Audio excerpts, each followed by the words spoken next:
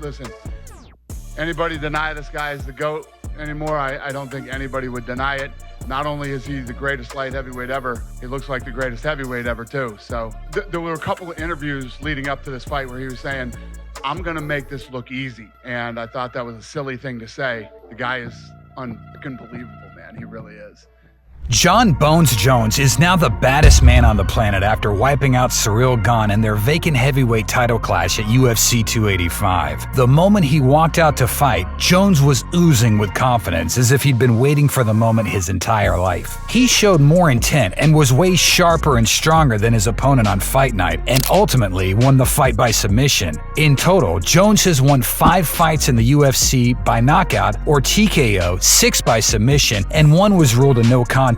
In today's video, we're gonna have a quick look at all of his finishes, so let's get started. Jake O'Brien submission. After a couple of decision wins in his first 2 UFC fights, Jones made his presence felt in the light heavyweight division by beating Jake O'Brien in a decisive manner at UFC 100 in 2009. Jones had the upper hand for as long as the fight played out and used his reach advantage to perfection. O'Brien expended a lot of energy due to his desperate attempts to take his opponent down, but Jones, being the exceptional wrestler that he is, stuffed most of his foe's takedown attempts and picked him apart with jabs and low kicks. Midway through the second round, however, Jones hurt O'Brien with a trademark back elbow, sending him down. Jones immediately locked in a tight guillotine and put Jake to sleep moments after he tapped. Pierna, cierra la estrangulación. La sigue cerrando Jon Jones.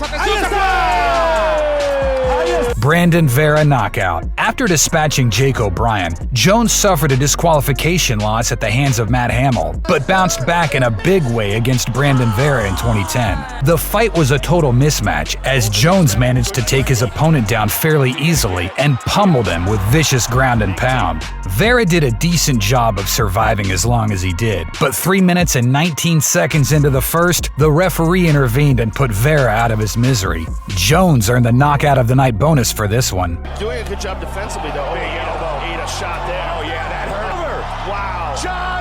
Vladimir Matyushenko TKO. After his win over Vera, Jones continued his dominant run in the division when he faced MMA veteran Vladimir Matyushenko at the second Versus event held by the UFC. The fight was Jones' second consecutive UFC headliner, and he made the most of his opportunity. Moments into the first round, Jones took Matyushenko down and immediately moved to a mounted crucifix position. Once he secured his position, Jones softened his opponent up with heavy blows, and the fight was over in a little under 2 minutes. Army's gonna use it to stand. He's got a mounted crucifix now. And it is over. Ryan Bader submission. In his next fight, Jones faced the toughest test of his career up until that point in Ryan Bader. Bones was a strong favorite going into the fight, but it was the way he dispatched his opponent that turned him into one of the top contenders in the light heavyweight Shark Tank. Much of the talk going into the fight was about Bader's wrestling and how Jones would be able to deal with it. Jones dealt with it fairly easily, picking Bader apart with leg kicks before taking him down and finishing the fight by a guillotine choke.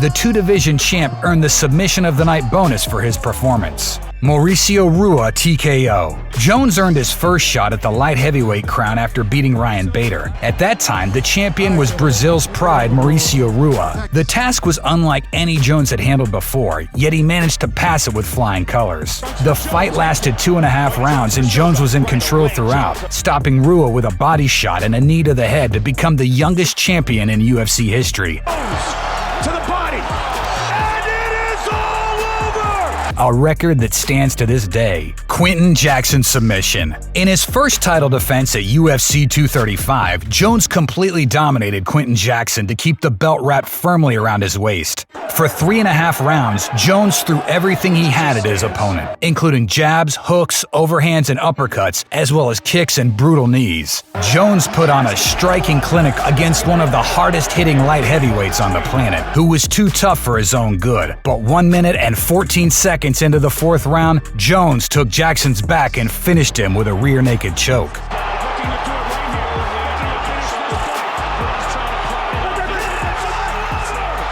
Lyoto Machida submission. At UFC 140, Jones put his title on the line against Lyoto Machida after his former teammate Rashad Evans pulled out. The Brazilian was a tougher fight for Jones than he and many expected. In the 1st round, the Dragon had the better of the striking exchanges, but as soon as Jones took him into the 2nd round, he landed a vicious elbow which cut him open. Machida managed to get back to his feet, but by then he was in real trouble. In the final minute of the 2nd round, the two clinched up against the cage and Jones locked in a guillotine. Seconds later, an unconscious Machida crumbled like a house of cards onto the canvas.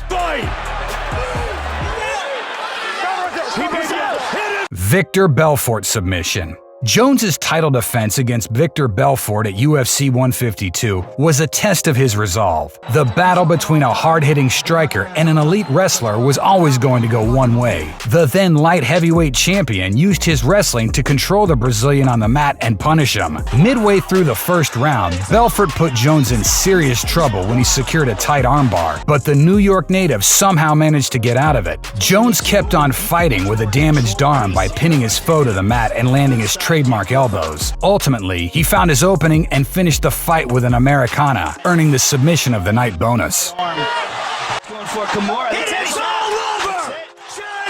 Chael Sonnen TKO. After dispatching Belfort, Jones put his title on the line against Chael Sonnen at UFC 159, and it was a cakewalk. Despite the fact that Sonnen came out aggressively, Jones's wrestling was better than Sonnen's, and the GOAT kept securing takedowns and raining punches and elbows until the fight was stopped with 27 seconds left in the 1st round. The elbow over the top, and another one, and a punch.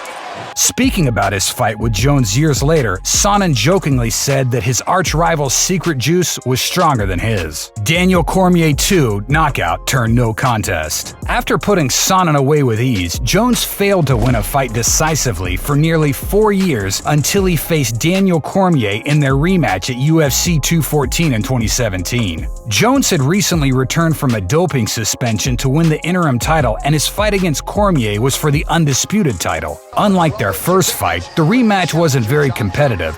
In the 3rd round, Jones landed a brutal head kick that wobbled Cormier, who backpedaled until he crashed onto the canvas. All over him.